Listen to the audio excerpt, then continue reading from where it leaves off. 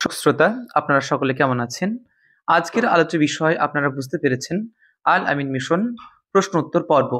এখানে মোট 10টি প্রশ্ন রেখেছি এবং এই 10টি প্রশ্নের উত্তর একে একে আমি দিতে চলেছি। তো চলুন শুরু করা যাক। এখানে আপনাদের জন্য মোট যে 10টি প্রশ্ন আছে সেই 10টি প্রশ্ন একে একে আমি সেগুলো পড়বো এবং তার উত্তর দেব। 1 নম্বর, আল আমিন মিশনে একাদশ শ্রেণীতে ভর্তির রেজাল্ট কবে দেবে? আল আমিন মিশনে গত 23 তারিখে তোমাদের যে পরীক্ষাটি হয়ে গেল, 26 তারিখে যে পরীক্ষাটি তোমাদের হয়ে গেল, সেই পরীক্ষার রেজাল্ট তোমরা পাবে 15 তারিখে। মার্চের 15 তারিখে তোমরা সেই রেজাল্টটি পাবে। এবার বলে রাখি, টেকনিক্যাল ইস্যু বা কোনো কারণে কোনো রকম যদি অসুবিধা হয়, তো সেক্ষেত্রে রেজাল্ট তোমাদের ডিলে হতে পারে বা কোনো কোনো ক্ষেত্রে 15 মার্চের আগেও 1-2 দিন আগেও তোমরা রেজাল্ট পেয়ে যেতে পারো। তো এটা ছিল আল আমিন মিশনে একাদশ শ্রেণীর পরীক্ষার রেজাল্টের তারিখ। যদিও আলামিন এটি বানানটি একটু সমস্যা হয়েছে, আল আমিন হতো। তারপর, আল আমিন মিশনে একাদশ শ্রেণী পাস মার্ক কত?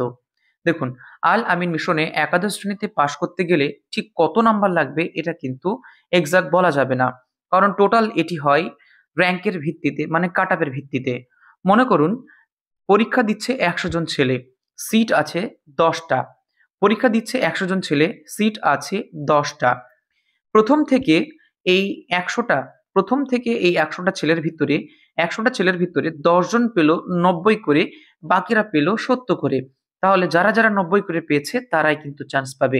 মানে প্রথম থেকে যারা নাম্বারের দিক দিয়ে প্রথম, যদি আমি দেখি 99, 98, 88, 70, 65 এরকম গিয়ে ধরুন 27 প্রথম 10টি দাঁড়ালো, তাহলে প্রথম যে 10টি থাকবে সেই 10টির তারা চান্স পাবে।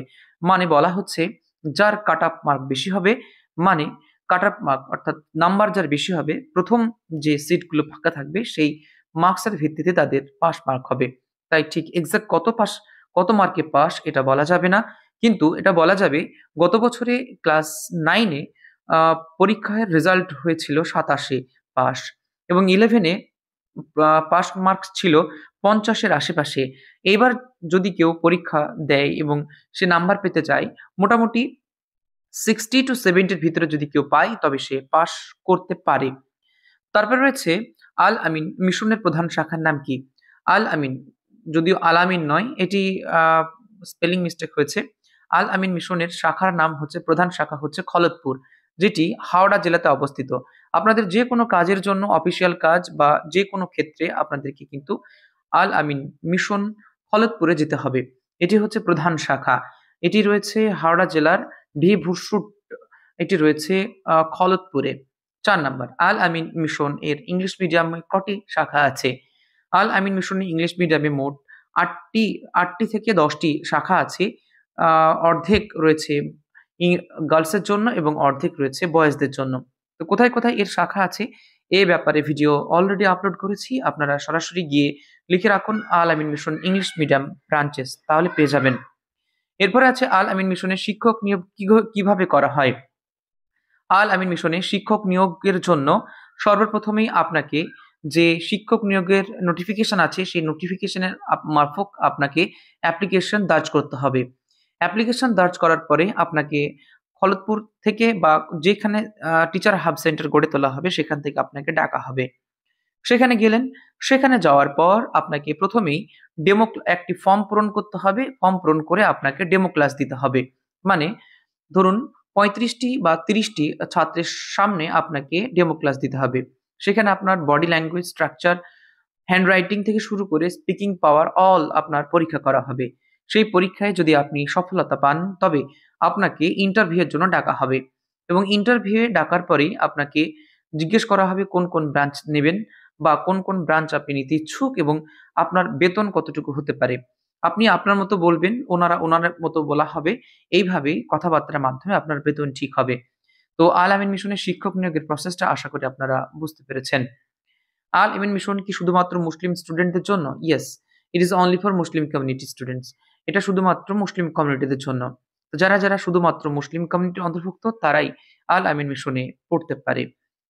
আল আমিন মিশন কত ক্লাস থেকে কত ক্লাসে পড়ানো হয়? আল আমিন মিশনে রেসিডেন্সিয়াল যে শাখাগুলো রয়েছে ক্লাস 5 থেকে ক্লাস 10 পর্যন্ত, ক্লাস 11 থেকে ক্লাস 12 পর্যন্ত এবং নেট সেট এর জন্য আলাদা আলাদা শাখা রয়েছে।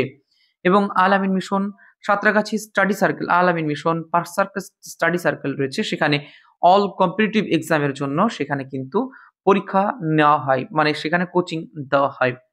আল আমিন মিশন ইংলিশ মিডিয়ামের প্রধান শাখা কোনটি? আল আমিন মিশন ইংলিশ মিডিয়ামের প্রধান শাখা সেই একই শাখা। ফলতপুর হচ্ছে আল আমিন মিশনের ইংলিশ মিডিয়ামের প্রধান শাখা। আল আমিন মিশনের মালিক কে? আল আমিন মিশনের মালিক হলেন জেনারেল সেক্রেটারি নুরুল ইসলাম সাহেব।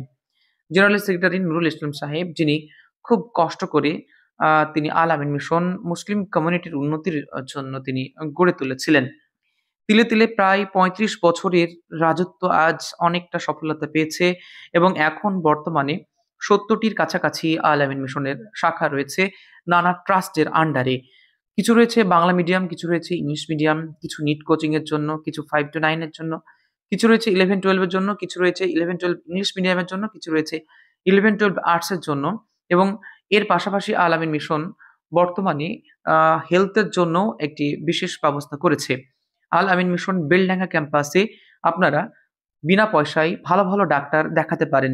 বিভিন্ন ক্ষেত্রে বিভিন্ন ডাক্তার সেখানে বসেন। তো এই নিয়ে আমি একটা ভিডিও বানাবো, কোন দিন কোন ডাক্তার বসেন। তো আশা করি আল আমিন মিশন বিষয়ে মোট 10টি প্রশ্নের উত্তর আপনারা যথাযথ পেয়েছেন। কোন রকম প্রশ্ন আরো যদি বাকি থাকে অবশ্যই আপনারা কমেন্ট সেকশনে কমেন্ট করবেন। আমি সেগুলোকে গচ্ছিত করে আবারও অ্যান্সার দেওয়ার চেষ্টা করব ইনশাআল্লাহ। সো এই ভিডিও আজকের মতোই। আপনারা সকলে ভালো থাকুন। মাহে রমজানের আপনাদের সকলকে অনেক অনেক শুভেচ্ছা থাকলো। আসসালামু আলাইকুম ওয়া রাহমাতুল্লাহি ওয়া বারাকাতুহু।